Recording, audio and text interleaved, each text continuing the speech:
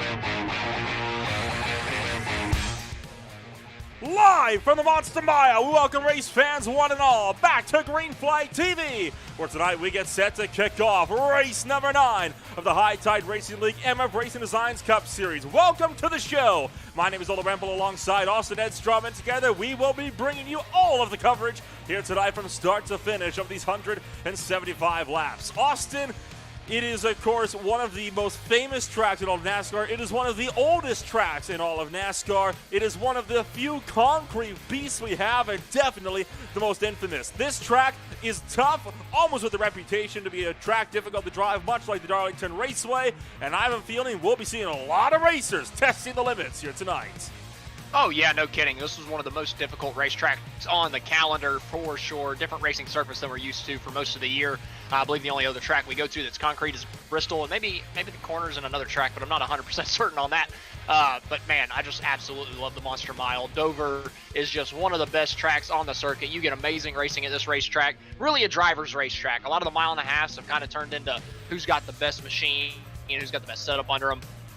Obviously we're in a fixed setup league, but still Dover, it really awards you for saving your tire, saving that right front tire through the center of the corners and getting a nice straight exit off. So I just cannot wait to get this one going.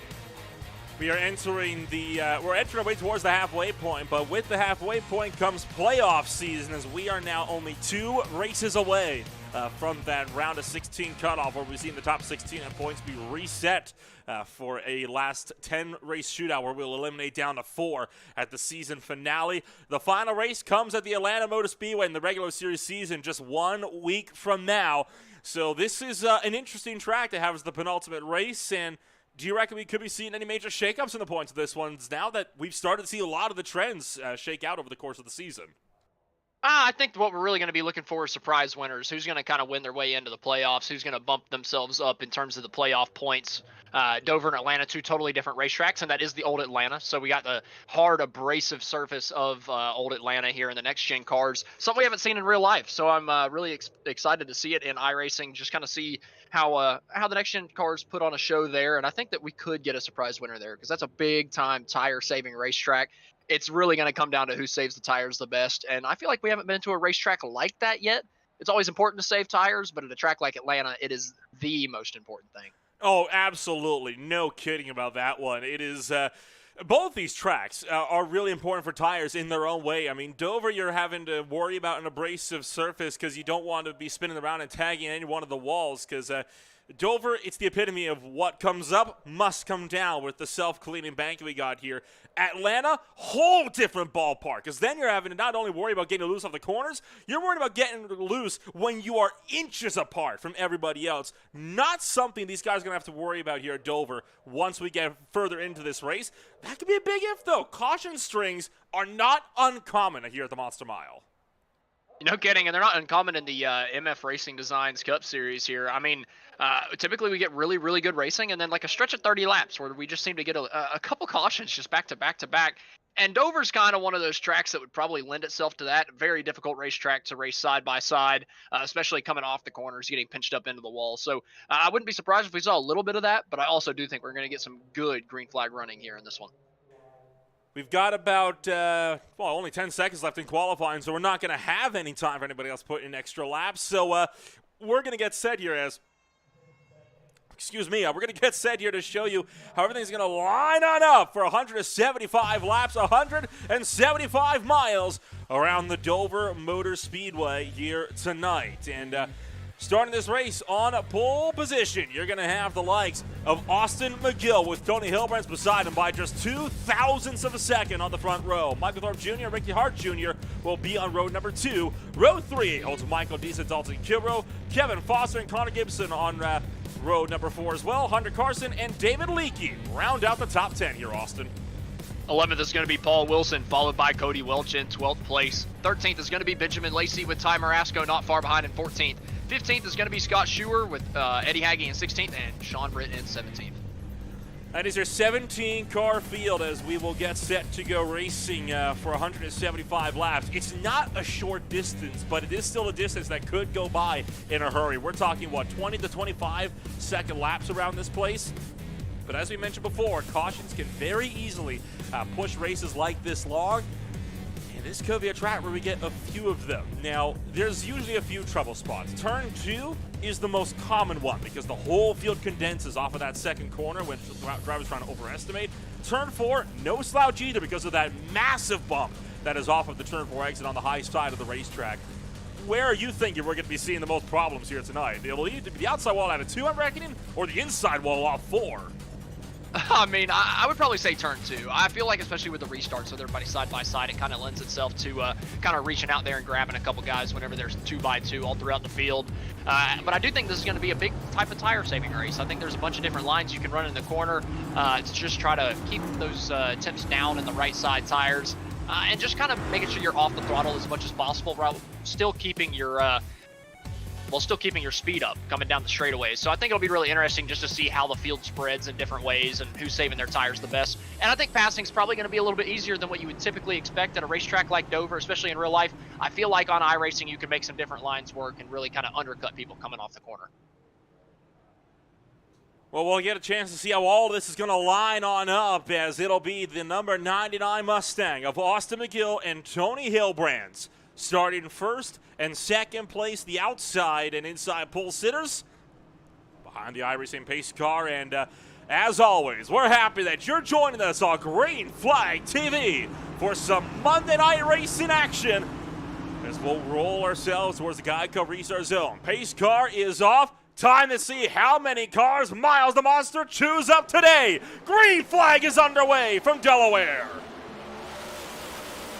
Pretty good start there from Tony Hilbrands on the outside, going down into turn number 1, but McGill's got that preferred inside groove. Hilbrands, though, pinching him down in the middle of the corner, trying to get a good enough run out to keep on his right rear, but he's not going to be able to do it. Austin McGill's going to go through to the race lead with no challenge going down the back straightaway as Thorpe is trying to look to the inside of Hilbrands for second. Big charge for Hilbrands. Contact as well. Look out as Thorpe scrambles to the bottom of the racetrack, and the 34 car somehow wrangles that Amsoil Chevrolet back underneath him as we fire it back down into turns 1 and 2. Austin McGill leads the way at the end of lap number 1. Tony Hilbrands picks up second. Ricky Hart Jr. back in third as the rest of the field fans out. We are 3 wide almost down the backstretch that last time by. Yeah, as soon as we get an opportunity, we're going to have to go back and look at that. But I just feel like Thorpe came off the bottom of the racetrack a little bit on the exit whenever, obviously, you kind of got to pinch the exit off a little bit coming off these corners, just the way that they're 180-degree corners. So I got to probably say that was probably more on Thorpe there on the cold tires, just kind of pinching up. Oh, the race leader, Austin McGill's in the outside wall. He spun coming off at turn number 2, overcorrected, and that's going to be heavy, heavy damage to the right front of our race leader, Austin McGill. McGill slamming that outside barrier off of turn number 2. We'll get a look at where we can. I mentioned before, it was either going to be the outside wall off 2 or the inside off 4, and it looks like it was the outside wall that struck first, as this is what happened to Austin McGill. Got loose, pancakes the outside wall. That is heavy contact with the right front. That could effectively be game over unless he gets a lucky caution to get back onto the lead lap once that damage is secured. And we've got some problems going on behind the scenes here, so we'll be right back once this gets figured out. We'll catch up with everything you missed in just a moment.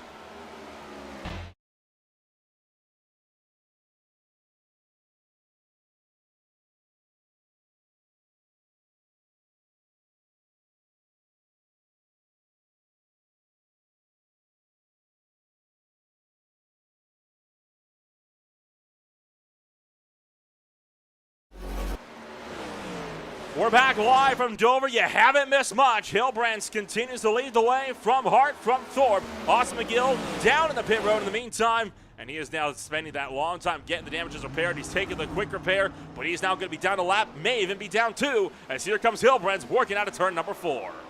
Yeah, just with how fast this racetrack is and how slow pit road is, you're just guaranteed to lose time every single time you got to come down pit road under green. That's going to be a huge, huge mistake for Austin McGill. Almost bigger than losing the laps this early is having to use a fast repair this early, because a track like this, you're really going to need it later in the race. You got to think there's going to be incidents, a little bit of issues getting up into the wall all afternoon. And we almost saw it again with Tony Hilbrands under that little break whenever we had the technical issues. Hilbrands almost made the exact same mistake as Austin McGill 2 laps after McGill did. Luckily, he was able to save it. And what I was going to talk about with McGill, if it's the truck, if it's the ARCA car, if it's the Xfinity car, he probably saves that race car 100 times out of 100. I'd have to say so. But the next-gen car is so unbelievably difficult to save whenever you've got that thing loose, and it's the easiest car to overcorrect out of all of them by far. So unfortunate for McGill, but that's just the vehicle we're driving today, and let's just see. I mean, he still's got plenty of time. Only actually lost 1 lap, almost 2 down, but he was the race leader, so you got to think he might have pace to stay in front of Hilbrands. Michael Holt Jr. gets up and around Ricky Park Jr. Now Brian Dees will siphon through as well into the number 3 spot. What is it about these cars that makes them so hard to correct? 'Cause I mean, even the Gen 6 cars, as whoa boy, way in the background, Sean Britt scrambles down to the end of the racetrack. But again, what is about these cars that makes it difficult to save? Because is it like the independent suspension? Because remember, the Gen 6 cars didn't have that. These Gen 7 cars, they have independent suspensions over each of the tires. Could that be what has been making these cars so difficult to recover ever since they were first released? So I was actually going to say it's 2 things. I think you nailed the head, or you hit the nail on the head with that one. I definitely think the independent rear suspension is a big factor in that. Another one is these cars are symmetrical. They took out so much of the side force out of the right rear quarter panel of these things that it just makes it so much easier to get loose out of the corner. You can't lean on the right rear like you used to be able to. Any bit of leaning on the right rear you're doing is just on the tire. Back in the Gen 6, you were leaning on all of the air. You were leaning on the side force. In this car, that's just not there whatsoever. So as soon as you overstep that limit with the tire, there's no air to save you on that right rear quarter panel, and it's just going to rip you around. Watching the battle for 9th place between Paul Wilson, David Leakey, as well as Hunter Karsten. As this trio working off of turn number 4, and their good distance back. Now Paul Wilson side slaps the outside wall off of the 4th and final corner, and you saw that wasn't any product of getting loose. That was just tracking tight, as it's so easy to do here as well with how bumpy this racing circuit is. I mentioned before, we're going to be seeing some pretty big spreads around the field early on. Look at how far out this field is spread out when you compare it to tracks in the past like Kansas, where we saw massive drafting packs condensed for really the first 50 laps or so. Not the case here tonight. Cody Welch makes up another spot. He's into 4th. And that's big from Welch because he started way back in the back. He had a terrible qualifying effort. He started all the way back in 12th place, now up to 4th. So really good run here from Welch in the early going. He's one of those drivers that's had speed week in, week out, but cannot get the luck. Whether it's a wreck taking him out or his internet connection giving up on him, he just cannot get lady luck on his side. But tonight so far, I know we're only 15 laps in, plus 8 though. Really, really good in the early going, but I would be a little worried that maybe he's killing those tires a little bit because, and even Hilbrands, he's put out to a 2.5 gap. In 15 laps, that's a lot, man. So I'd be worried for both those guys that maybe those tires are going to fade a little bit quicker than a lot of the other guys in the field.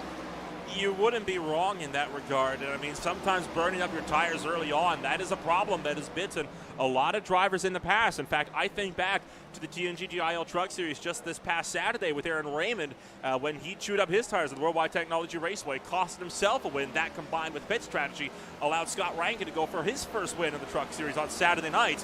And that's it's what's put him a bit further down. Of course, he won the title in that championship, so it's not like it mattered much. But it goes back to the point that we were mentioning before about how you have to always be watching those tires at really abrasive racetracks, especially when you're big battle packs like this one, like Britt, Leakey, Karsten, Marasco, and Foster. If you're all tucked line astern like this, it is super easy to not even realize you're overdriving the car until you're slamming the wall. Yeah, absolutely. You could just get crazy tight in the middle of the corner just from the dirty air. turning the wheel a little bit more than you need to, and you either get tight and hit the outside wall, or you get that kind of push loose condition and you lose the right rear coming out of the corner because of how much gas and how much wheel you've got tugged into that thing. So really easy to just overstep the tires on these next gen vehicles, and that's the thing for every single NASCAR car here at a track like Dover. I feel like whenever you're in traffic, it's just so unbelievably difficult on a track like this. Saw Ty Marasco get around Hunter Karsten as we fired it down the front stretch and in towards turn number 1. This massive battle pack is sitting a good 2.3 seconds back from Connor Gibson, excuse me, who's way up the road, and now we're seeing Marasco take it to the inside of David Leakey as well. So Marasco, a driver that's been known to be good on the long run. Oh boy, having a bit of a tank slapper out of 4 as well. But he started making moves early on. Now David Leakey looks to be overtaken by Karsten down the inside as well. And that's a big-time butt pucker moment there from Ty Marasco. I mean, coming off a turn 4 and getting squirrely like that is not what you want to do. Hell, coming out of either of these corners of this racetrack, I mean, it's just so tight, the outside to the inside wall. Probably one of the oh, man, he does it again coming out of turn 4. Marasco back-to-back. Those rear tires are not liking him right now. I got to think that once you slide them once, you're probably just going to slide them again and again and again. And we've seen Marasco do it twice in 2 laps. I wouldn't be surprised if he did it again coming off a turn 4. It just seems that he's pushing a little bit too hard at this stage of the race, but he's gotten to the front of that battle pack like you were talking about. It's just about kind of using that clean air and trying to pull out a little bit of a gap from the guys behind, but I just think maybe he's trying a little bit too hard. Leakey, Karsten, and Eddie Hagee now in the mix as well, and that number 97 Chevy Camaro just behind as Cody Welch. Big troubles for Cody Welch. Look at all that huge right front damage for the driver, the number 85. And whoa, losing the back end, heads up, spinning it out of the front straightaway, and he's going to loop it fully around. And that's going to bring out the caution flag for the first time tonight. Look out as Connor Gibson fires it round the top and threads the needle to avoid a spinning 85. Holy cow. I thought Gibson was murdering the 85 there coming off of the corner. Honestly, ended up doing a good job. I thought it was pretty obvious he should have gone to the bottom. The car was pointed towards the outside, and Cody was doing a good job holding his brakes, but he was committed to the outside, that's for sure, going down into turn 1. We're going to get a replay here of Welch coming off of 2, probably where he got that damage. He's got Ricky Hart Jr. right behind him coming off the corner. Just gets a little loose, goes down to the bottom. I guess he had already had the damage, actually, because he just let those 2 guys go bond by, and I guess it was just compounding errors over and over again. Yeah, you can already see he's got the damage on the right front right there, and I'm wondering if he had some further wheel damage from that. You see him spin it all the way around. Now, heads up here because this is where it gets wild. Watch this as he runs down into turn number 1. And fire around the top. Look at how close that came for Connor Gibson. Gibson did slam the outside wall, but I think that's a much better job there than running over the back of Cody Welch. We got pit stops underway. We'll get a look on board with Gibson in a moment. Yeah, absolutely. I feel like Gibson might only have like one of those little 12.5 second bits of damage, and you don't really have to waste your fast repair for that. So that's, I mean, heads up driving at the end. I think he committed to the wrong line, but it ended up working out for him relatively decently. But obviously everybody behind him took the inside and got back a little bit better. So I'm sure he'll go back to the drawing board on that one. But again, that's Cody Welch coming out of the corner, very similar to Austin McGill. Once it's gone, it looked like he saved it 3 times, right? He got that thing pointed forward, and it looked like he was going to be fine as Thorpe Jr. wins the race off pit road. But it's just so weird in this car. You feel like you have it saved, but you can feel that it's going to overcorrect to the right. So then you want to pull it back to the left, and as soon as you pull it back to the left, it just digs. It's almost like the tires are too fat and have too much grip. So whenever you do pull it to the left after you've saved it to the right, it just hooks back left, and you got to save it to the right once again. So I just feel like these next-gen cars, man, they're just not built to save at all. Aboard with Connor Gibson, he can see this in front of him. Hang on. Oh, boy. Wasn't even that hard of a hit, was it? I mean, that was, I think that was about as well as that could have gone for him to try to avoid that mess. I'm going to see if we can back it up by a lap or 2 more and see if we can figure where the initial damage came from. This was on lap 19. The caution was on lap 21. He's got a clean car here. Yeah, he's running down Brian Dees. He's been doing a good job, kind of right behind the Soul Stealer there of the 17. Going down into turn number 1, goes really, really high up in turn 1 and 2. Cuts it back down. I imagine it might just be the same thing coming off the corner. Does he get loose? No, he's all good there. I'm lost. I don't know. I guess it's got to be coming off of turn 4 right here.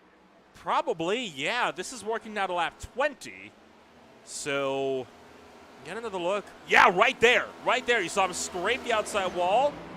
And that wasn't enough to give him the damage, but it was enough to, I think, upset the car. And then off of turn 2. Well, again, still nothing. So we're gonna move this forward a bit. Let's see if we can't siphon this one out. We'll keep right. Oh yeah, there, right there. Turn 4. Sure did. Slammed the outside wall, and that's what immediately broke control of that car. The steering was snapped at that point, and then it was just on.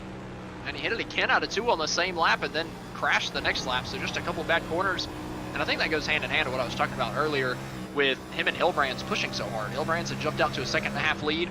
Welch had gone from 12th to 4th. I feel like they were just killing their tires a little bit more than everybody else. And you could really see that with Hilbrands because Michael Thorpe Jr. had cut that lead to under half a second in just a handful of laps. So it really goes to show how important tires here. But now Brian Dees, I said it earlier, the soul stealer there on the outside, he didn't take tires. He's trying to hold on to a set for later in the race. He didn't pit at all. We're just going to have to see if that works out. He didn't pit at all. He moved his way right to the front, and he is not the only driver that did not take tires. Thorpe, Kilroe, Hart, Marasco, 1st through 5th, all running on the same sets of tires they were from the start of this race. Tony Hilbrand's the first driver that has. He will restart 6th. From there it is again, fuel only stops right back to 10th, where Benjamin Lacey sits, and everybody behind him, again, has taken tires. Scott Drew, by the way, still in pit road and will now work his way out of pit road. He came down for an extra fuel stop. Critically, this caution saves Austin McGill. He got the lucky dog free pass. He's back on the lead lap now because of that caution. And what's even crazier, I didn't think to check this before the race. They only have 3 sets of tires behind pit wall. So 4 total with the tires that they started on. So 175 laps at Dover, and they can only change their tires 3 times. So everybody that just came down and used a set are at a big disadvantage later in the race to the front handful of drivers, top 5. So it'll be interesting to see, can we get that long green flag run to even the tires back out?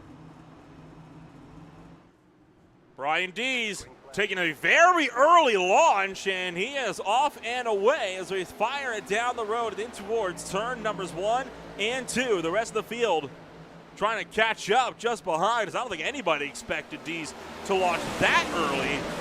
Not like it's taken long for him to be caught by Dalton Kilroe. Yeah, Dees had a really good jump. Kilroe right behind him. Those 2 teammates working the outside groove on the restart really well. Now through to 1 and 2 as they got Thorpe Jr. right behind him. I kind of feel like Kilroe might have been saving his tires a little bit more, knowing, hey, if this early caution comes out, I'm holding on to this set right now and just going to stay out for track position and see if I can hold on to the set for later in the race. Because he's right on the back bumper of Brian Dees, really holding him honest, keeping him honest, even though Dees was running P3 beforehand and Kilroe was way back in the back of the pack. So really impressive there from Kilroe. I just think that he saved his tires a little bit more than a lot of guys. But as soon as I say that, Thorpe Jr. gets to his inside, coming off of turn number 4. Now they're side by side before they get down to 1. Saw big Hornets nest of cars as well further down the pack for spots way down this field as Dalton Kilroe trying to work to the top to get around Thorpe for that number 2 position. Oh boy, behind Sean Britz. May have just found the inside wall as the, well, no damage, so Lindsay may have just cut it out if he saw him step out right at the tail end of the shot. And now a close call for Foster out of turn 4 as well. Sends Lacey scrambling and Connor Gibson jumps down low. Man, it's only been 30 laps, but I think Sean Britt's nose has been pointing to the inside wall coming off the corner 3 or 4 times already in the early going. I would probably have to bet that Sean Britt's going to nose it into the inside wall at some point, given the trend so far. But hey, he's held on to it really well so far. I've been talking about how hard it is to save these vehicles, but he's done a great job on the 3 or 4 occasions where he's had to do it.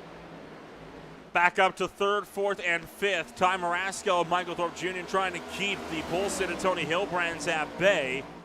Hilbrands, though, with those new tires, working the top, and it's one of the few ways we can make that outside lane really work for you here at Dover, which is typically a bottom-heavy racetrack, as a few cars side-slide the outside wall out of turn 4 that time by. But Hilbrands is up to 4th, and he's continuing to close his way through this field. Meanwhile, deeper in the pack, looking for almost 3 wide again out of turn number 2 down the backstretch.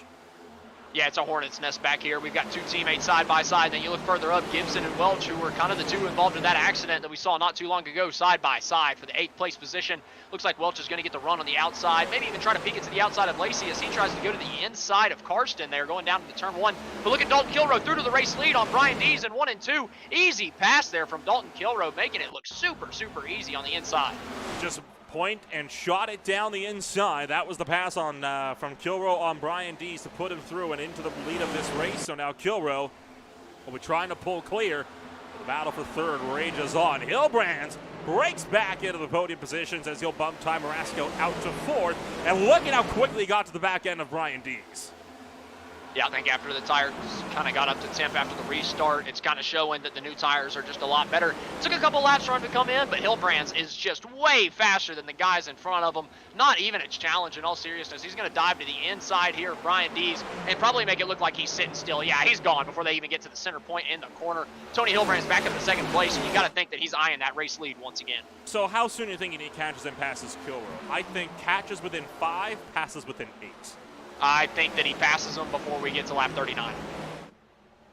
Well, he certainly is closing in fast as he's reeled that gap in down to under 0.2 of a second. Oh, hits up behind. Kevin Foster almost going around to the front stretch. And again, turn 4, that bump on the exit, it'll get you.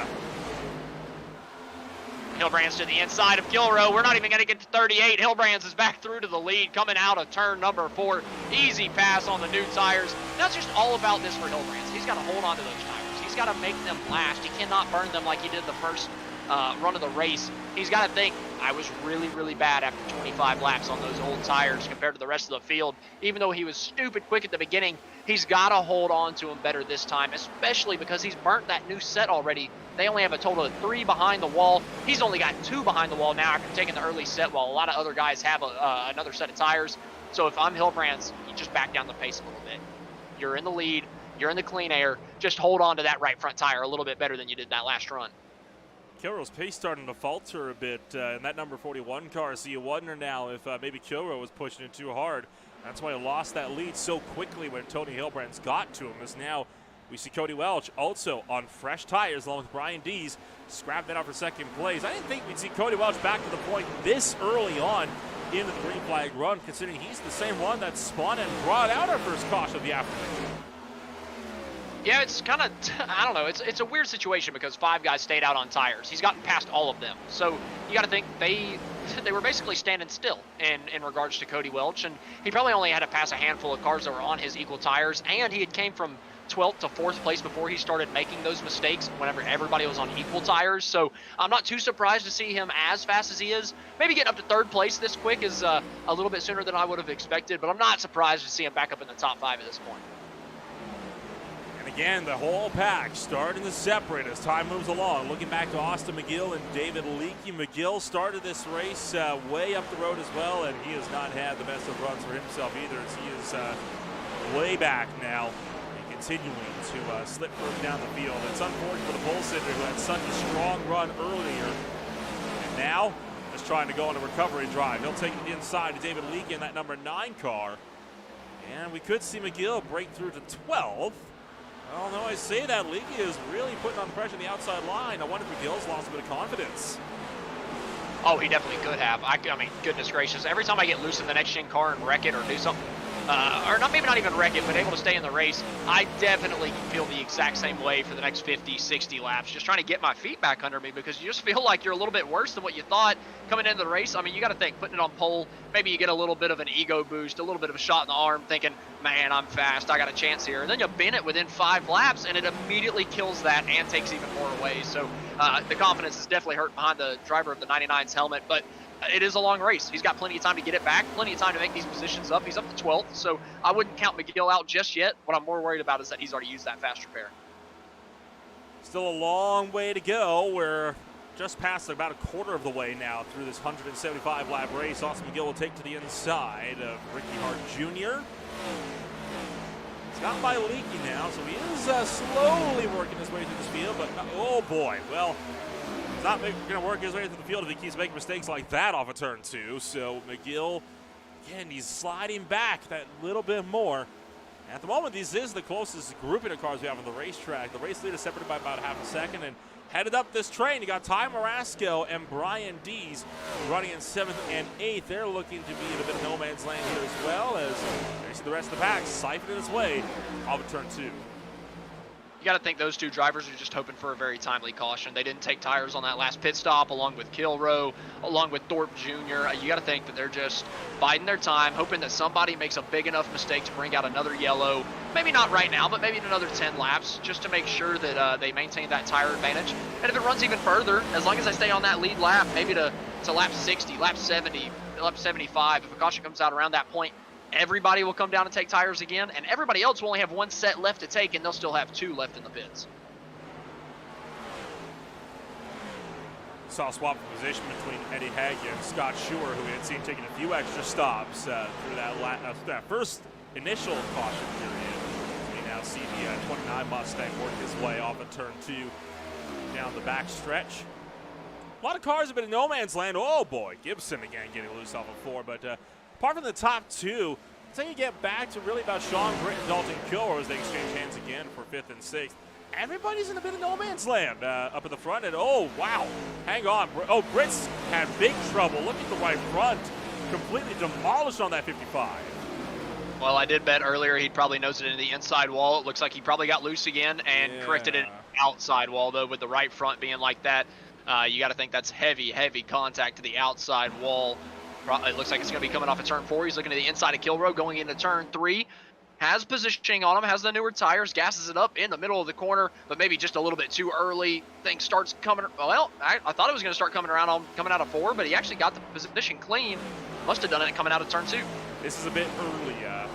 We don't have any actual events logged on us on our event finder here, so we're trying to do this the manual way. We back up a bit further and we watch and wait.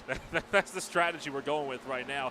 That was the overtake that he had made on. That was the pass made, excuse me, on Dalton Kilroy. Couldn't get my word for it. That was actually several laps prior, so this may very well have. There. It's about 7 laps after that overtake. We'll back that up again. We'll get a better look. Oh, that was in the middle of turn 4. The back end started coming around on him. Oh, and he almost hit the inside wall. It looked like he had it saved, but again, you feel like the car is fine. You're going straight. You feel like you can just pull it back on the racetrack, but then it just grips up in the front tires way more than you would expect, and the rear tires are just not feeling the same way, and it just overcorrects into the outside wall. See it time and time again with the next-gen machine. While we were looking at that replay, though, Benjamin Lacey takes the lead from Tony Hilbrands.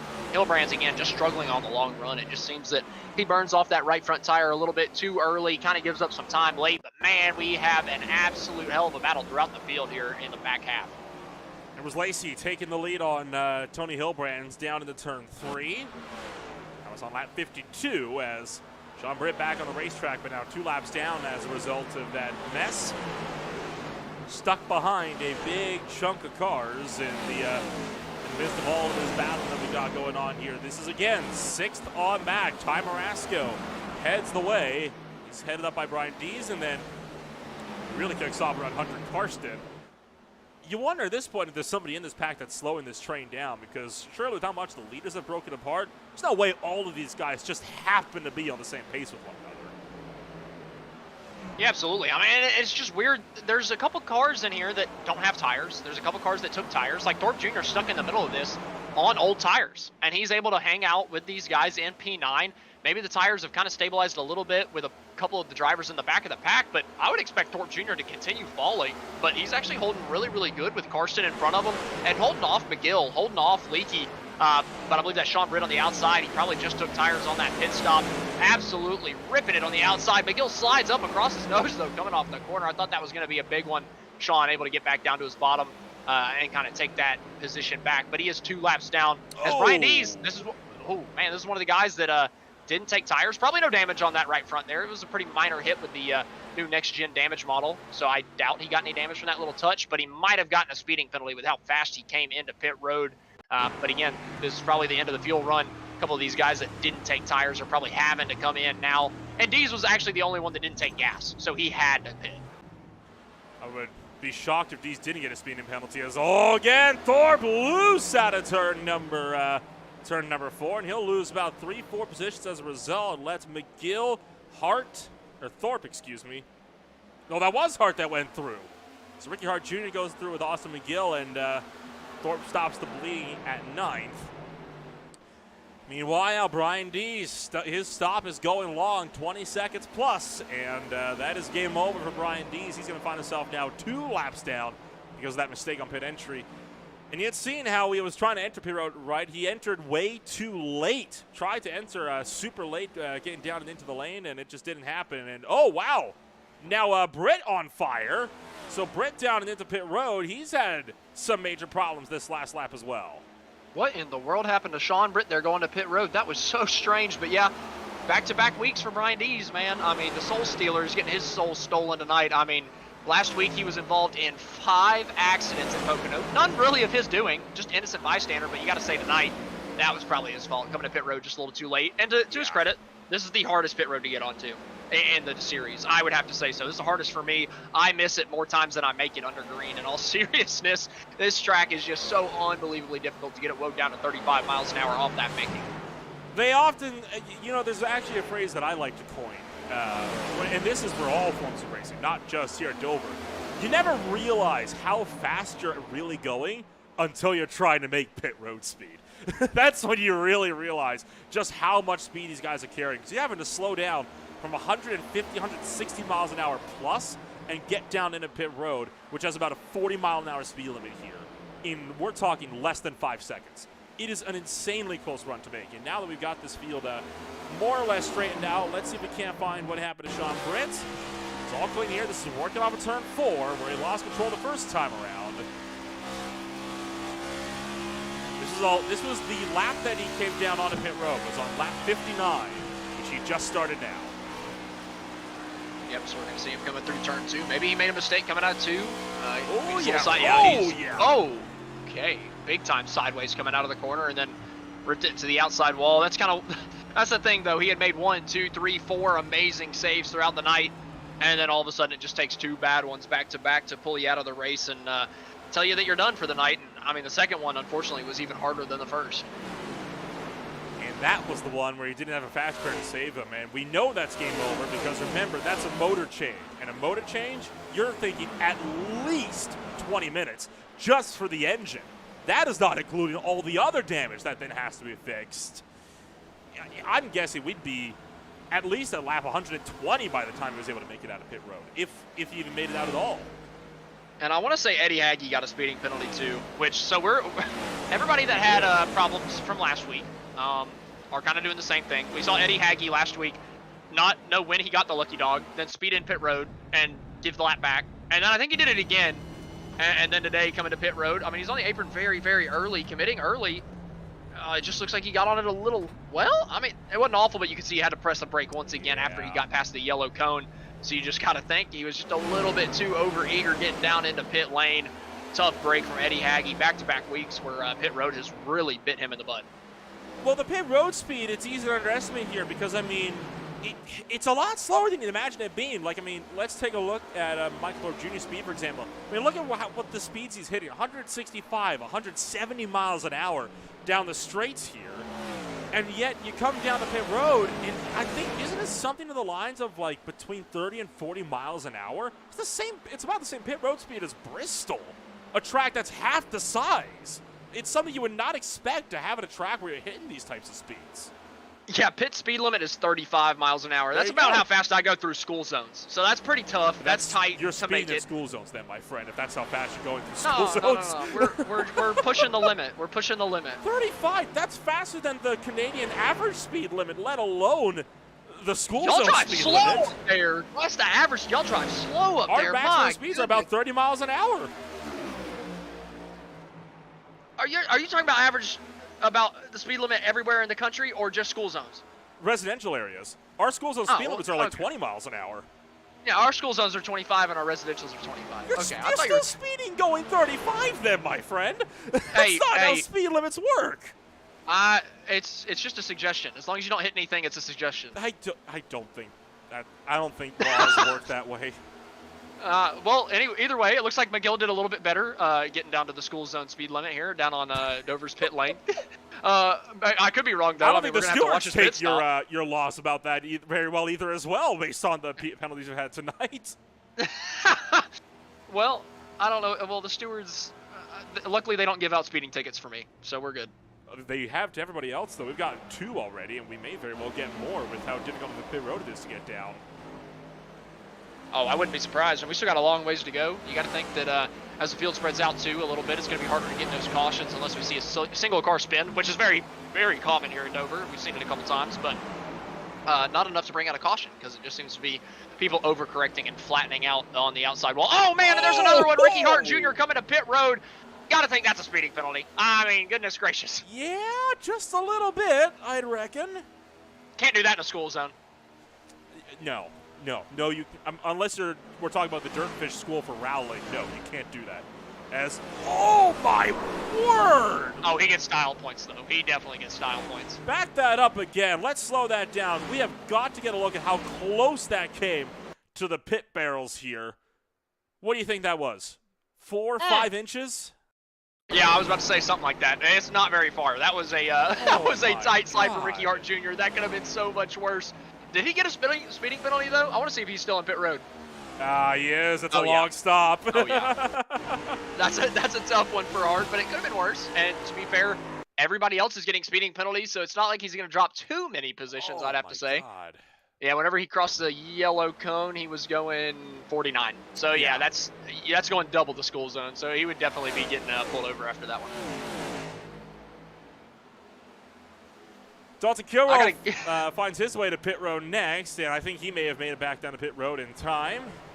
One thing you do know about these drivers is they make that mistake once. It's not something you make a second time unless you're really trying to push to make up for that mistake. But I think when you go down like 3-4 laps, there's no point in trying to risk it a second time and it is there. Yeah, you're not really racing anybody at that point. And that speeding penalty, man, it's 40 seconds. It kills you at this racetrack. It's an automatic 2 laps down. Automatic. And obviously, you got to take the tires too, and you just came all the way down pit road. So if anybody's staying out, it turns into 3 or 4 laps down. Obviously, whenever the field cycles through, it'll go back to about 2, maybe 3 if you're really, really unlucky. But oh, well, you got to think there's still a chance for some of these guys to get back into it. If a caution does come out, we're going to get some lucky dogs. And again, if the caution comes out, we're going to get some crazy, crazy restarts with people not really giving much room coming off the corner to other guys. So you could get a couple lucky dogs here throughout the field at some point. But more drivers have come down pit road. I believe McGill's come down. I don't think he got a penalty because he's only 2 laps down. That's not very far. If he had a penalty, like I said, it'd probably be 3 or 4. I'm just like on edge with the penalties, man. I just feel like every single time somebody comes out of pit road, it's going to be a penalty. Well, I mean, we're out of the 7 that have come down to pit road so far into this green flag run. 3 of them have gotten penalties so far. That's almost half. So I don't blame you for being a bit fidgety with it all. That's a very high percentage coming down to pit road. It's a bunch of Denny Hamlins out here getting speeding penalties. But McGill to the inside of Dalton Kilroy here. That's 4 P11. That is for position. Once this thing cycles out, probably will round out to about the 6th, 7th place position if I had to bet. So decent recovery drive from Austin McGill so far, being able to pick up some spots up to the, it's not top 10 yet, but after other people pit, probably top 10. So really good job from McGill, just trying to make up for that early mistake. I feel like just about every time he's got an opportunity to win a race, he makes that mistake, right? This is the 2nd time this year that he started on pole and spun within the first 5 laps. If you remember the Indianapolis road course, he did it coming out of like turn 10 on lap number 1 whenever he started on pole. So you got to think for McGill, he's probably kicking himself because every time he has a fast car and he looks like it's at a track that he really likes, he just makes a mistake. Oh, looks like Paul Wilson has done the cardinal spin of spinning out on pit entry as well.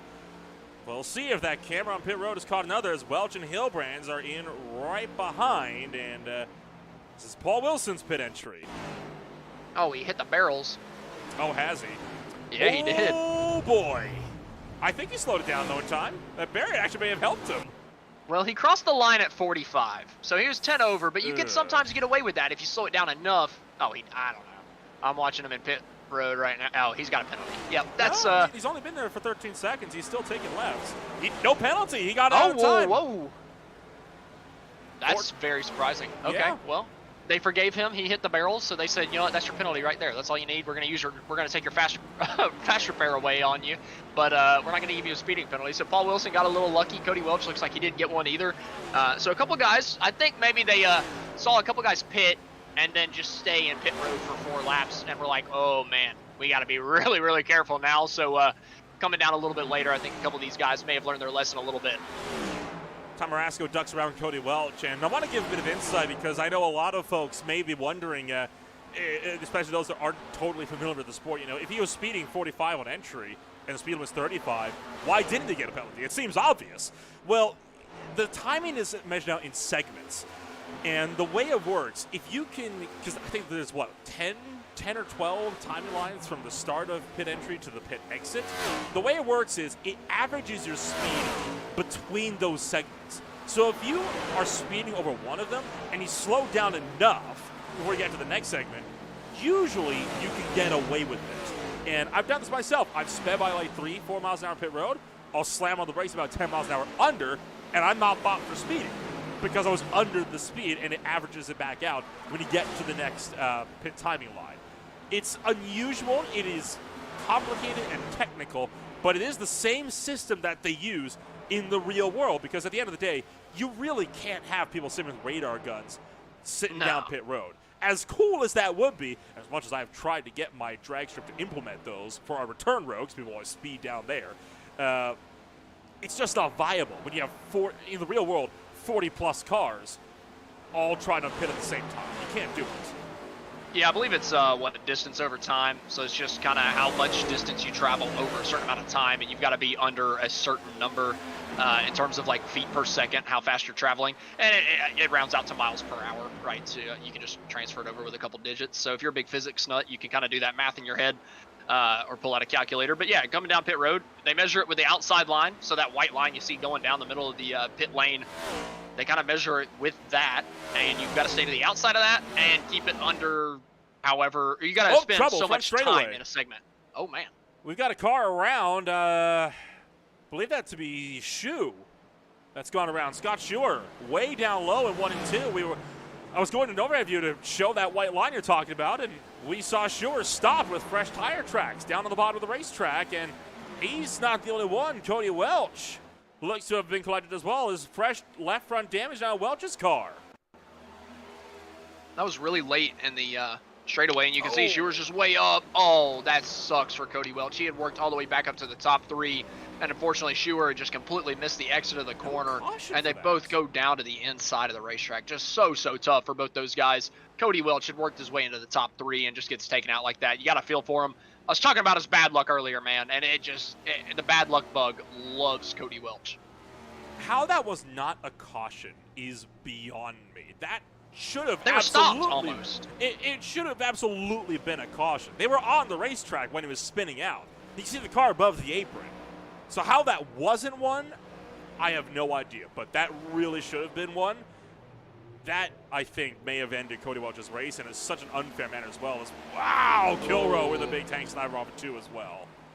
I thought that was going to be it for Kilrow and Lacey. I mean, we've just seen people make a little bit of mistake, and that's the thing at Dover with Cody Welch. If somebody makes a mistake right in front of you, you got nowhere to go. There's nothing you can do at that point. You're just completely screwed. But you can see the tire strategies kind of coming into play here. Kilrow and Marasco pitted way earlier because they didn't take tires earlier in the race on that first caution. And now Lacey, who pitted later, lost a little bit of time to those guys. Both of them were able to take first and second away from him, but he's easily able to just catch them and pass them. I mean, he's going to pass Ty Marasco here within the next lap. Maybe for the next corners, he'll take it to the inside of turn 1, and Benjamin Lacey will send that number 7 Mustang through and into the race lead. He is one of the few drivers that has found himself with only 1 win on the season, trying to become the High Tide Racing League's second back-to-back winner. The only other driver to do that so far is Bridger Olson, a driver that, while he may have 2 wins under his belt, may not be eligible for the playoffs because there's a minimum race requirement that I don't believe he's met. Yeah, I don't think that he's going to be able to make it. He's just kind of disappeared on us the last couple weeks, but he was doing really good in the beginning part of the season. Just unfortunate, not able to show up here on the Monday nights towards the end of the regular season, but now 2 teammates battling it out coming off of turn 4. Kilrow's really looking for that race win to punch his ticket. He's been fast in a lot of races, almost had it last week in Pocono, but got taken out. Kind of in a 3-wide battle where he doored his teammate going down into the corner, and then Benjamin Lacey took him out coming out of the corner. So just kind of a couple tough breaks for Kilrow this year also. You know, he's got the speed, and it looks like he's looking pretty good here today. Just probably going to need the cautions to fall his way so that he can kind of be in the right tire strategy into the race. He does have 1 extra set than Benjamin Lacey, so I'm sure he's banking on that. But if the cautions don't come out, it's not going to matter.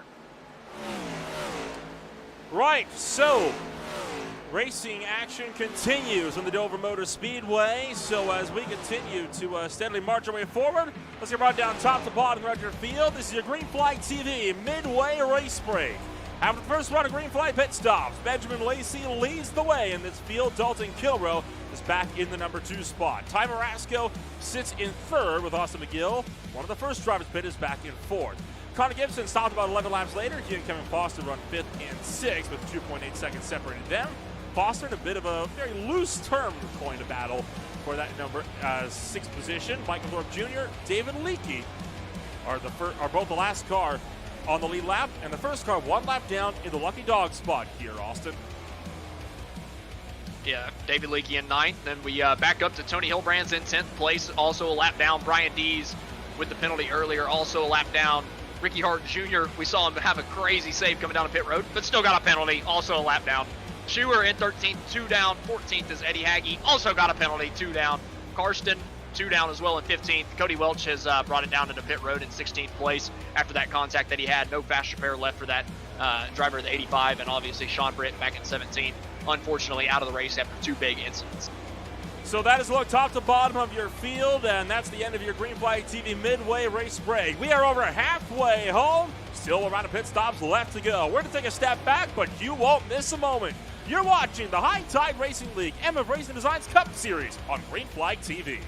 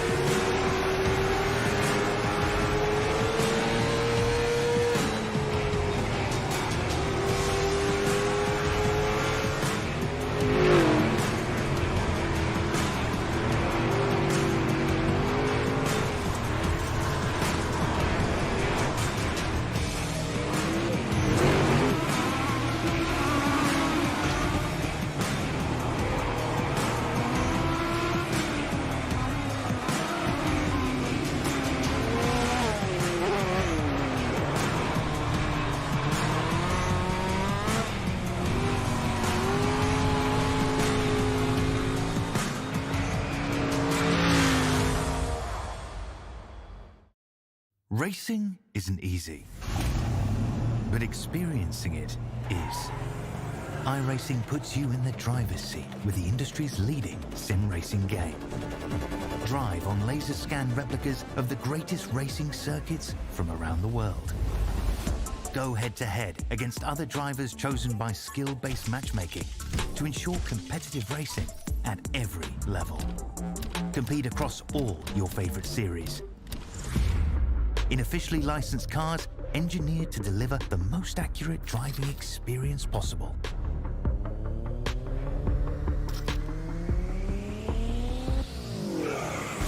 Join a race or host your own with players from across the globe. Race against the computer or in a league with friends. Feel the thrill behind the wheel.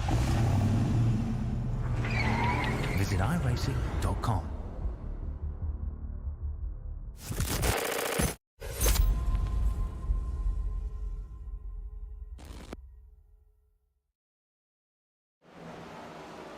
Battle is on for the number 6 spot as Kevin Foster has lost more time. Back to Michael Thorpe Jr. And Thorpe will sweep by in turn 2 as Foster slams the outside wall, or nearly slams the outside wall, and almost drops back to the lap car of Eddie Hagge as well. Ricky Hart Jr. bails out to pit road as we return from break. If you're just tuning in, welcome to Green Flag TV and to the High Tide Racing League for their 9th race in their inaugural season. My name is Ole Rempel alongside Austin Edstrom. And it's been an interesting race so far. We've only had one caution on the afternoon. One crash that should have probably been a caution, if we're being honest here. But otherwise, it's been mostly caution-free. Thorpe Jr. now getting around Gibson as we rocket off to turn number 4 with less than 70 to go. Yeah, we've had about 7 or 8 wrecks, but only one of them brought out a caution. Everybody kind of just keeping it flat up against the wall every time that they have an issue, except for the one that you mentioned that probably should have brought out a caution. But, you know, it's been a really clean and green race, just a couple single car issues so far. And I think we saw Ricky Hart Jr. came down probably his last pit stop of the afternoon. But you got to think if a caution comes out, it's going to throw the strategy for a loop. Maybe not now. Maybe everybody would take their last set of tires. But Kilroe, Marasco, Thorpe Jr., they all have 2 sets left. So they're really banking on that caution to come out and kind of switch things up a little bit. Because if it can kind of get into their favor with the caution periods, then they're going to run away with this thing against Benjamin Lacey, who will be a sit and duck on old tires, even though he's been the fastest one here tonight. So it'll just kind of be interesting to see. Does that caution come out? Does it bring those tire strategies into question? I'm kind of thinking it will. I think somebody's going to make a mistake at some point, and it's going to start something as McGill hits the outside wall coming out of turn number 2. That's a sight we've seen a couple times here tonight as he's side by side there with Hillbrands on the inside. Hillbrands, I guess, had a penalty earlier because he's a lap down now too. He may have not had a penalty. I think he was just a little slower on the older tires. Dumb quick on the new tires, but as the rubber wears off, he seems to just lose a little bit of pace, but McGill loses out to Thorpe Jr. there through 3 and 4. You mentioned tire strategy potentially coming into play when we get back around if we get another caution. Unless it comes out like we're talking 30, 40 laps from now, I don't think it ever will. I think if a caution comes out now, the strategy's easy. Come down, pit, you're good to go to the end. Don't even bother trying to, push the stint or anything. Don't push a lock on old rubber. It's been like, what, 50, 40 laps from our last pit stop run? That's more than enough to get fresh tires. So I agree to an extent, right? If a caution comes out right now, yeah, everybody's coming down. Everybody's taking a set of tires. But you got to think, if a caution comes out again 20 laps later, 25 laps later, then all the guys like Marasco, like Thorpe Jr., like Dalton Kilroe can come and take a set whenever Lacey can't. So they really need the caution now so that they can have the opportunity later for another one to come out. I really think that that's their win condition at this point, those couple of drivers I mentioned. But as we look, Thorpe Jr. to the inside of Marasco, he must have just done a super good job holding on to those tires because Marasco and him are on even strategies, and he blew Marasco's door off through 3 and 4 to boost his way into the top 3. Well, it's also about when they came down to pit as well, right? Ty Marasco pitted on lap 68, Michael Thorpe Jr. on lap 88, 20 laps later, and that is because Ty Marasco was one of the cars that didn't pit under that first yellow flag. Man, I just see these guys coming out of the corner every time, coming out of turn 4 and just thinking, who's going to pound that wall? Who's going to get a little loose and overcorrect into the outside wall? I just feel like it's a storm waiting to happen. Somebody's going to do it. Got to give massive props to Cody Welch. he's had a terrible day where he's had a ton of speed, but just kind of got taken out in other people's mistakes. And well, the first one was his, but the second one not so much. And he's still up here. He's come back out 15 laps down and still fighting for every little bit that he can do. Coming to the outside of Kevin Foster here, going down into turn number 1, just trying to make something happen, trying to kind of prove to himself he's got the speed. He's doing a really good job here working back up to the field on a little bit fresher rubber. Well, it's getting a bit tight now as, oh boy, Foster blocking hard down the backstretch. May have gotten a bit loose. You saw Cody Welch trying to make a 3-wide move around the top. They're both going to try to now split Austin McGill. That's not going to work, and Kevin Foster gets cut off as we run down into turns 1 and 2.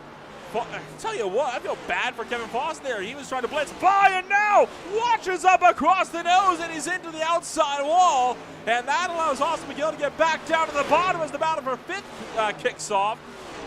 Kevin Foster's trying to get around this guy, and he's got cars that aren't even on the same lap as him that were just bullying their way by. Goodness gracious. I thought for sure that was going to be it. You got to think Kilrow, you got to think Thorpe Jr., Marasco were all begging for it to come out right there. They needed that. And especially with there only being 4 cars on the lead lap, it looked really good for him at this point, but it just didn't happen coming through turns 1 and 2. I mean, I don't know if McGill came down a little bit too much or if Foster just overdrove the heck out of the exit of the corner, but regardless, they met in the middle.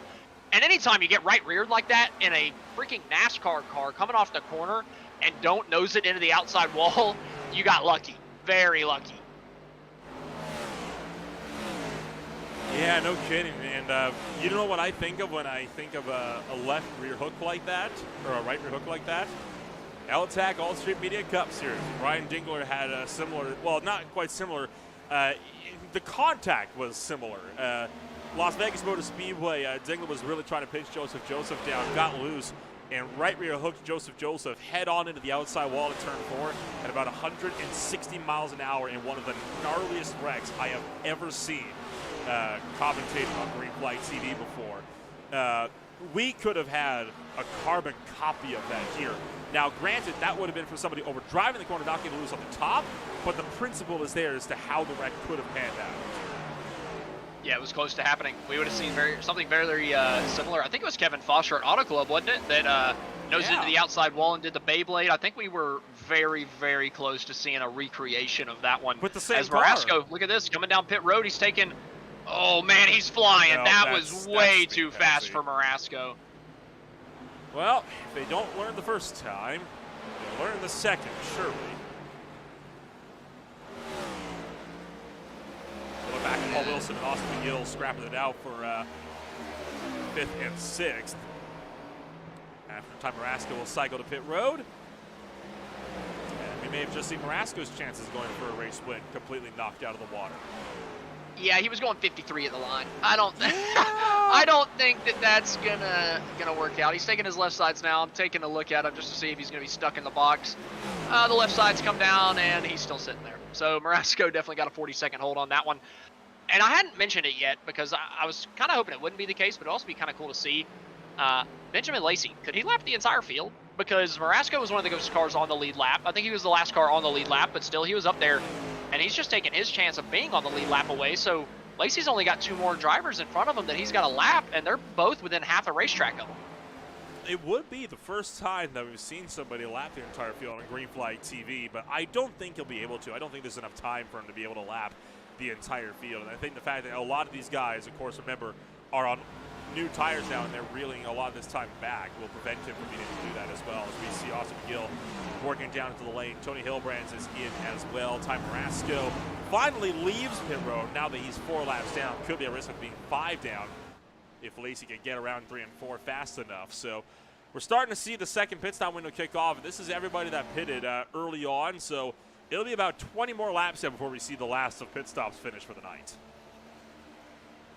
Yeah, you got to think Lacey's probably going to hold it as long as possible because he's only got 1 set of tires left. So he's going to want them to be as fresh as possible just in case that late race caution comes out. Got to think Lacey's going to be the absolute last one to come to pit road and probably try to stretch it as long as he can because he's not going to lose that lead, right? It's 14 seconds. You can let these guys have 10, 12 laps on the tires before you come down pit road. You're still going to be in the lead, and then you're going to have the freshest rubber by far and just completely build that gap once again. But Dalton Kilroe's down on pit road. Going to have to take a look back, make sure he wasn't speeding either. He doesn't want to kill his good top 5 finish. It looks like he made the pit road line just fine. Got it under 35 miles an hour just before the line, so it looks like he's going to be okay. Just 2 more drivers that really are kind of, you got to watch out for. If Lacey speeds, it would be the biggest choke I have ever seen in racing history. Well, I've seen bigger, believe it or not. I have seen way bigger. And Logan Hamilton. I want to hear the story. I've told you the story. It's the Logan Hamilton story at the Charlotte Roval. God bless. We've seen some chokes before, and we're hoping we don't see one tonight. But hey, they're fun. For us, they're not fun for the Exactly. drivers. Oh, Gibson locking it up, and I think slowed it down in time. He lifted off the brakes pretty much as soon as he hit the cone, so it looked like he made it in all right, but pushing the limits there a little bit. Yeah, like you had mentioned earlier, you would think these guys would learn, but it doesn't seem so. They just want to be pushing it as close as possible every single time. Think they care? Fair. It's a fair point, I guess. I'll give it to them. If there's one thing I've learned, as both being a league owner for about 4 years now, almost 5, and from having both worked at a real racetrack for the last 6 years, and doing online commentary for 4 years, racers won't learn until it costs them an actual race. So the leader might learn if it costs them a race. Nobody else will, though, because they're just trying to go for that win. Yeah, no kidding. And it's like kind of unfortunate because I feel like the green flag speeding penalties have kind of shaken up the field a lot, right? It's kind of spread out the field a lot more than it really was. Before that green flag pit stop, the first one, we saw a lot of guys really close to each other, a lot of hard battling. I mean, we saw from 9th on back, there was a gaggle of like 5 or 6 cars, just nose to tail, racing each other super hard. But as soon as the pit stop started, all that just kind of dissipated because of a bunch of people getting pit road mistakes, like Ty Marasco, who's just pulled it into pit road and called it an evening. Got to think he's kicking himself for that one. He was running P4 and just had his mistake. So it'll be interesting to see. Does Thorpe Jr. make the same mistake? Does Lacey make it? I don't know. If Lacey makes it, man, I'm telling you, it'll be one of the biggest chokes I've ever seen. David Leakey makes a very unflamboyant pit entry, not wanting to push the limits as he is running in 3rd at the moment. By the way, the reason why the numbers are a bit funkier on the left-hand side, we've switched the timing tower to change.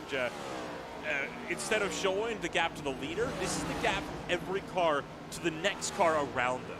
And that, I think, really shows just how spread out everything is now, right? Because you see, I mean, on the racetrack, look, even between 3rd and 2nd place right now, there's a whole lap between the two of them. That is how far apart we have spread. The smallest gap right now is 1.7 seconds, which anybody in Nova Racing knows that is a lifetime.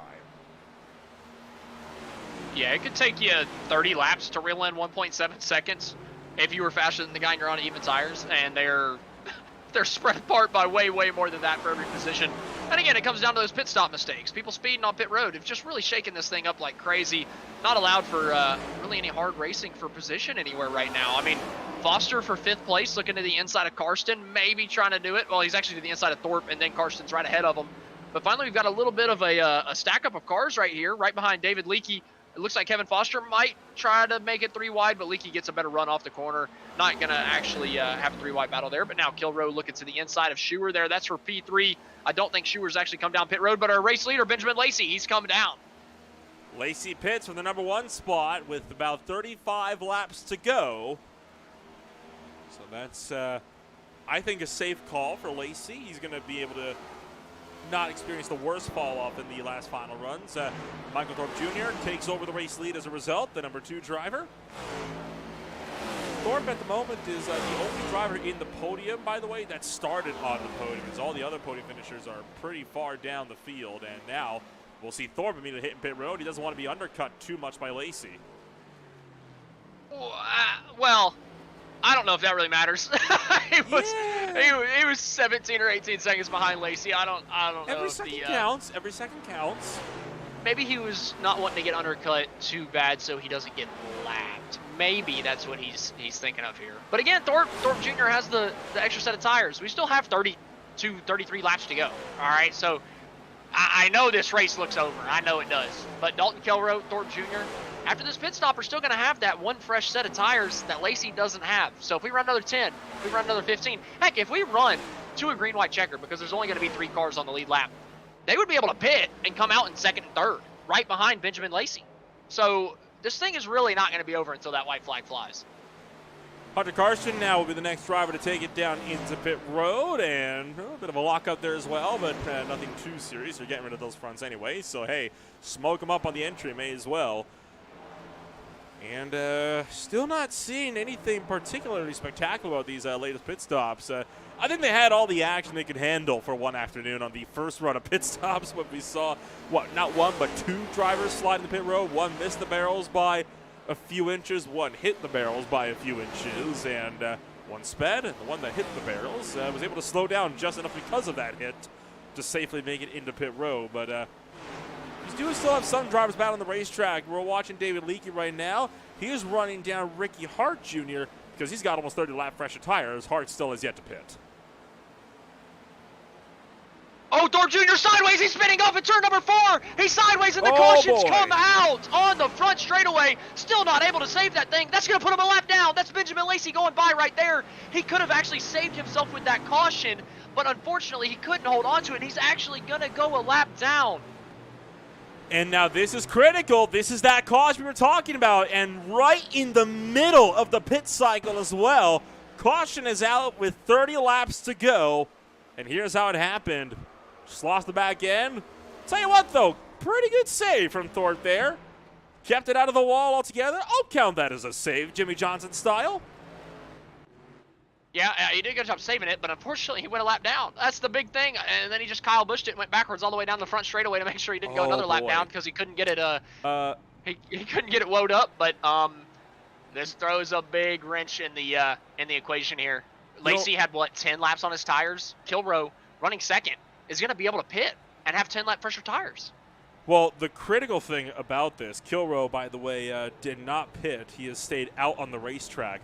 But the critical thing about this is the fact that Benjamin Lacey, because he had just pitted, he stayed out, which means all of those cars that were laps down right now, as of right now, because of those pit strategies, they are now trapped there, unable to get those laps back because of the timing of that caution. Yeah, but a couple of people had also stayed out that are able to stay on the lead lap now. There were 3 people that were not on the lead lap before those pit stops that I guess shortcut it so much that they were able to get New River on that race car and unlap themselves and then not go a lap down back after Lacey pitted. Scott Schuer, Kevin Foster, Paul Wilson, all back on the lead lap through pit strategy, and then I believe Connor Gibson got the lucky dog. Right, caution flag number 2, and this changes everything. We'll see how this will impact the entirety of this race when we come back with the final 25 laps of racing action. You're watching the High Tide Racing League Emma Racing Designs Cup Series on Green Flag TV.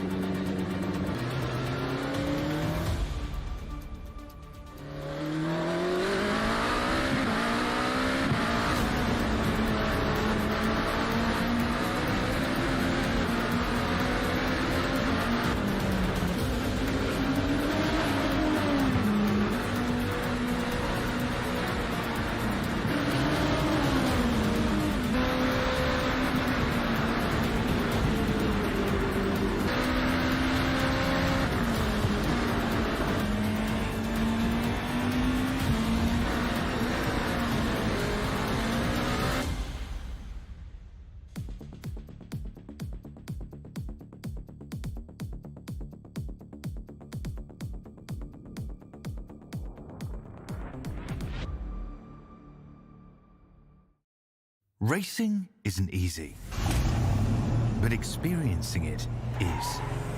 iRacing puts you in the driver's seat with the industry's leading sim racing game. Drive on laser scan replicas of the greatest racing circuits from around the world. Go head-to-head against other drivers chosen by skill-based matchmaking to ensure competitive racing at every level. Compete across all your favorite series. in officially licensed cars engineered to deliver the most accurate driving experience possible.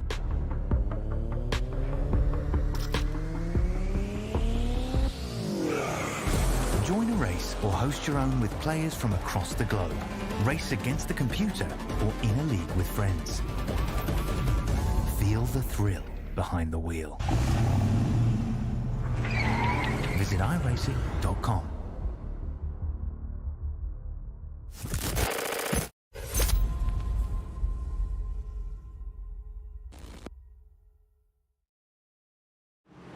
Pace car lights are out as we enter turn number 3 and get set to go back to green flag racing with 26 laps on the clock. I think, Austin, the old saying, cautions breed cautions. When you think of tracks that aren't short tracks, this is one of the most prevalent ones for that. Yeah, and you got to think there's 3 guys 1 lap down. You got to think they're all going to be gunning for that lucky dog position here on the restart, as Kilroe's going to be gunning for the lead. Lacey still with a little bit fresher tires because Kilroe decided that it was not going to be a big enough advantage. But now the green flag is out. Benjamin Lacey easily jumps to a huge lead over the rest of the pack in the restart zone. Just absolutely guns it coming out, jumps out to a huge lead. Lacey clear by half a second. Kilroe clear for the number 2 spot. Kevin Foster, Paul Wilson. Side by side for third down the back straightaway. As Wilson tries to clear up from the top. You got Tony Hilbrands just in the works. He is one of those drivers sitting 3 laps down and splitting up this pack. While Schuer and Gibson both try to just survive in the midfield. Oh, Kilroe got a little loose. Kevin Foster got a little loose. You can tell they're pushing coming out of turn number 2 here. Now all grouped up. Their positions at hand. Everybody can kind of work their way forward just a little bit. Everybody's trying to get every little bit they can, trying to get those very valuable points. As Paul Wilson's going to make the pass for P3 on Kevin Foster through 3 and 4. Easily drive it down into turn 1 with the advantage over Kevin Foster. As we look back, I think Karsten might have had a little bit of a moment coming off of turn 4. Got a bit loose, but didn't hit the wall. So we'll keep things rolling as we let this race run green. Kilroe and Lacey remain in lockstep in terms of pace. Haven't been closing, haven't been gaining. It's right behind. Foster and Moore continue to do battle. We have now single filed this field out. You can see there's Michael Thorpe Jr. working up to the top side. Cody Welch sits just in tow. Welch, of course, sitting 16 laps down for his various problems earlier in the race. And now Thorpe trying to attack Connor Gibson in that number 69. Man, Kilroe almost lost it off 2. Schuer almost lost it off of 4. They're 3 wide before they get down into turn number 1. Thorpe Jr. stuck in the inside, but he's going to easily clear Schuer on the inside. That's going to be Ricky Hart Jr. to his outside, who's actually taking the lucky dog position away from Thorpe Jr. now. That position is super, super important. If that caution comes out, one of these guys is going to have an opportunity towards the end of this race to maybe run for the win. I believe Thorpe Jr. still has that set of tires. He didn't take them under that last caution, even though he spun out. So if he can get that lucky dog position back, it's going to be huge, but it looks like it's just kind of moving away from him right now.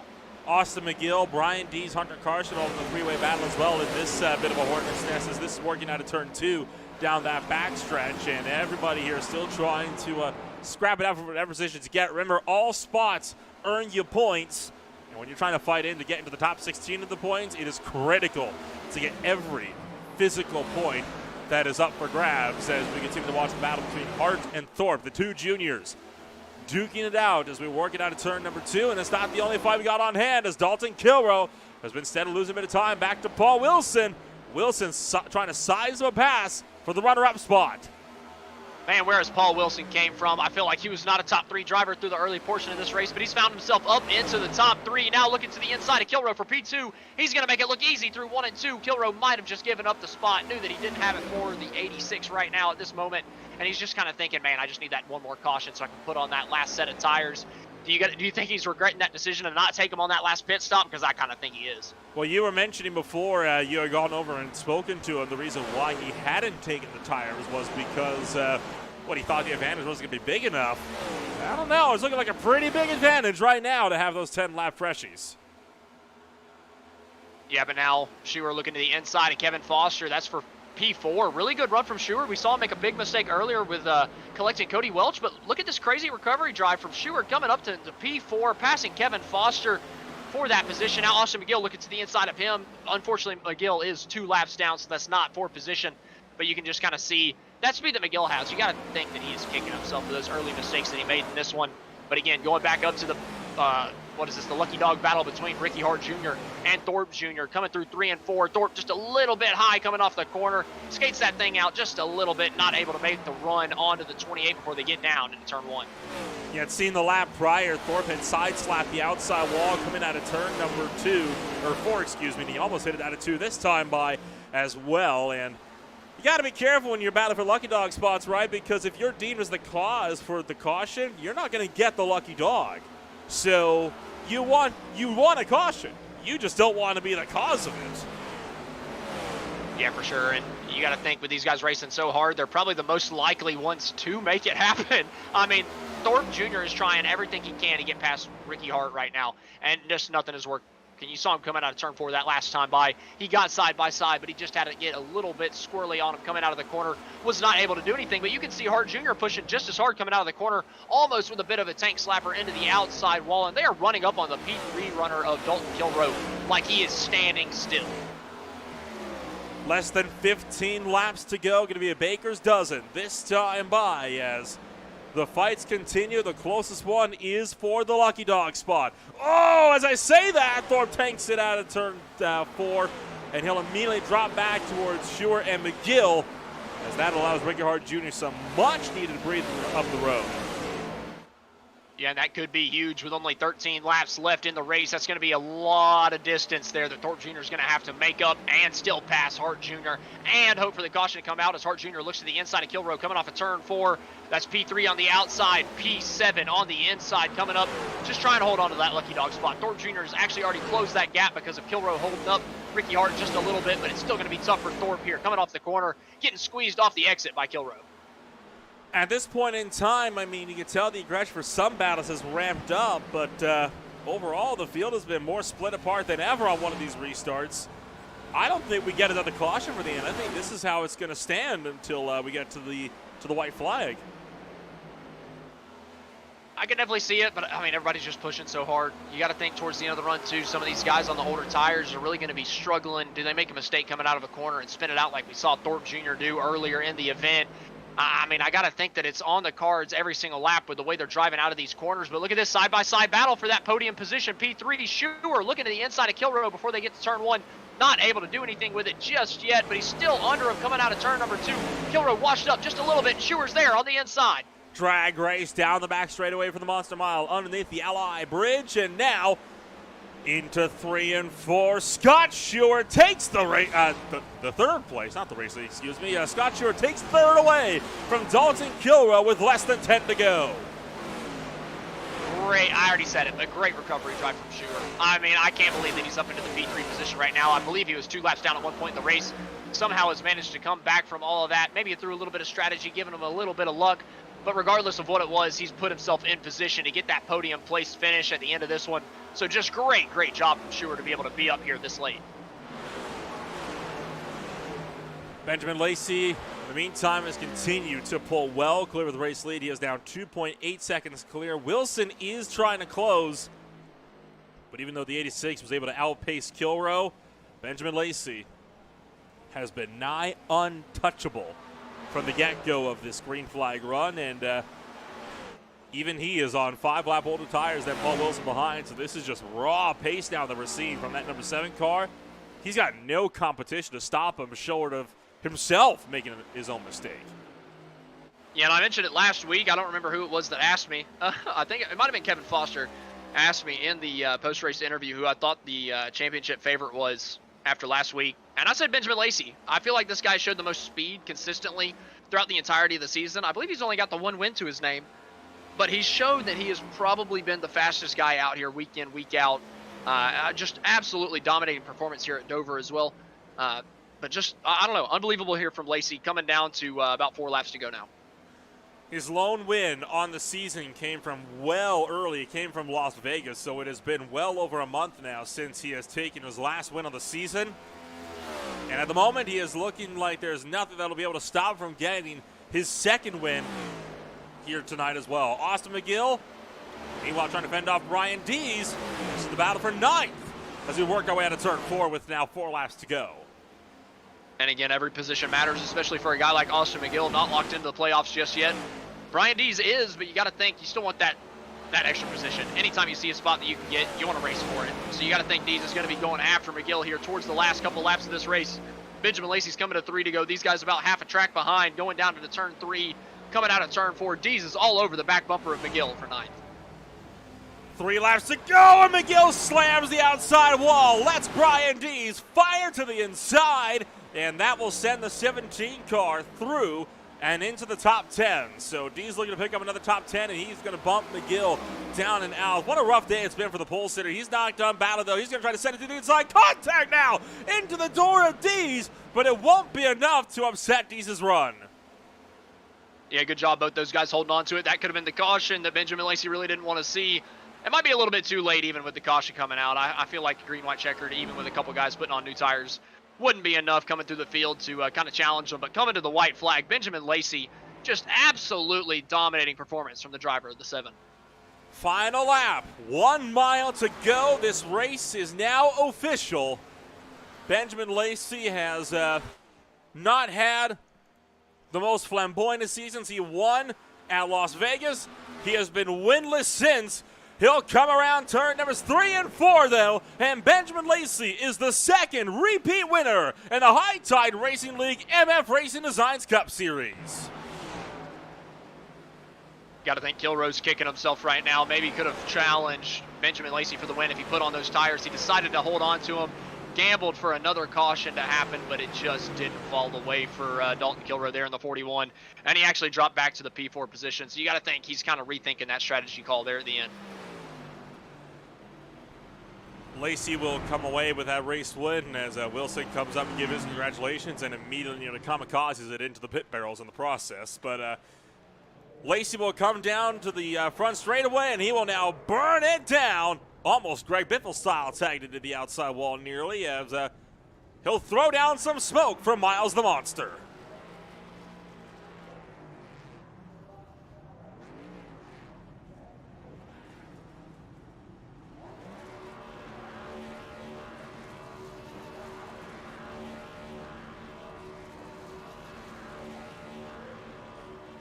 So at the end of what was a pretty wild night of racing here today, as the smoke continues to fly on the front straightaway, here is how it all came together at the Dover Motor Speedway. Benjamin Lacey takes his 2nd win of the season. Paul Wilson will be down in that number 2 spot. Scott Schuer with his amazing recovery drive will finish out the podium. Dalton Kilroe finishes down at 4th, Kevin Foster in 5th.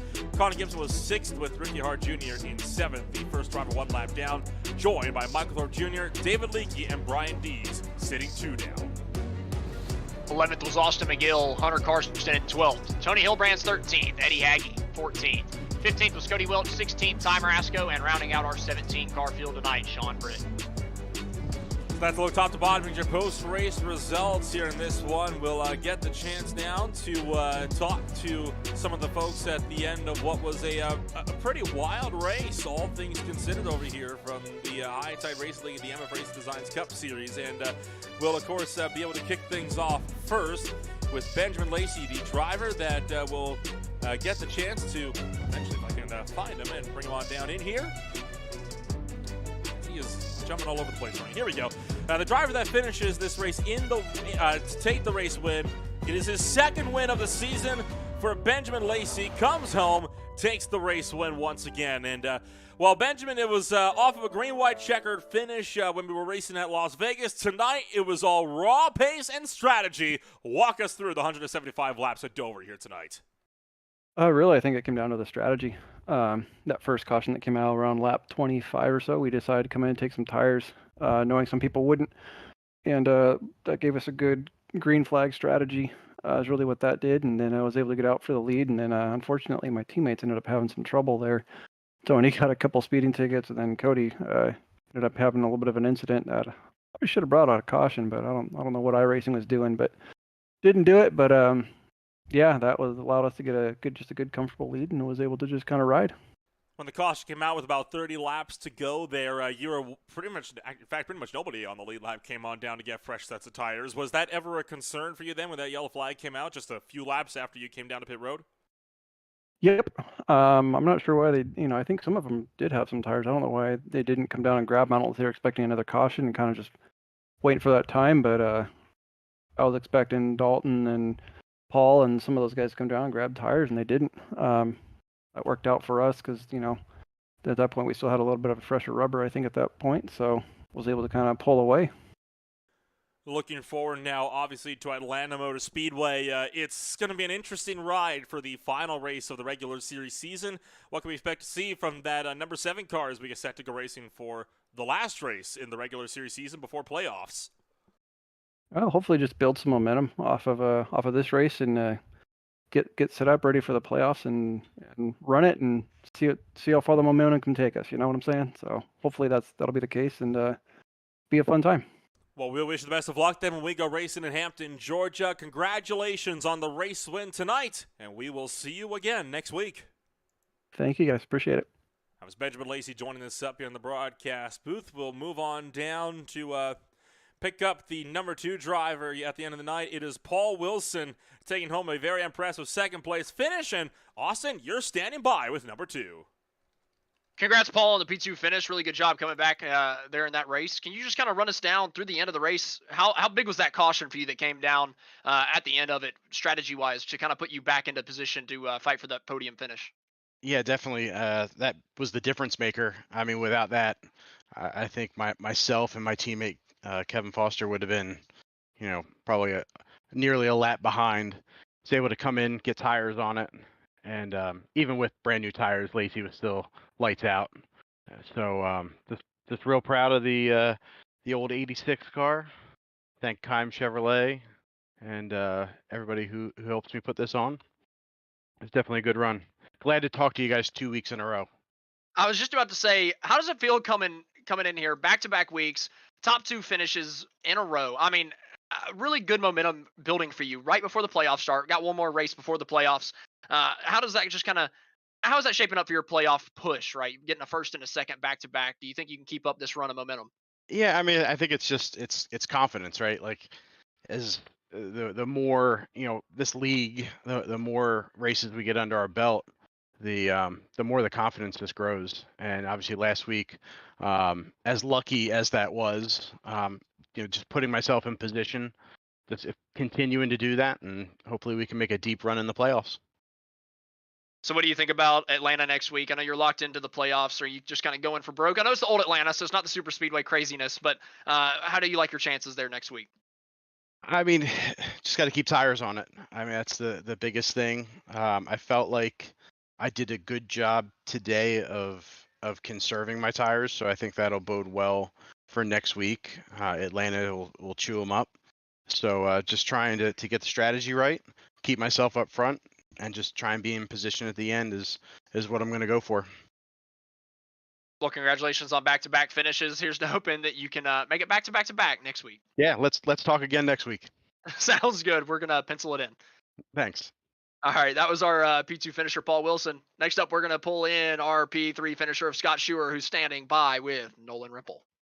Well, Scott, it was an impressive recovery drive, having to work your way through the field initially and then falling all the way back and then work your way back up to the podium. Let's start with the elephant in the room. The wreck that happened between yourself and Cody Welch. Obviously, no caution came out for that one, but were you thinking at that point it was effectively game over, or were you just trying to get your head down and get back into the fight?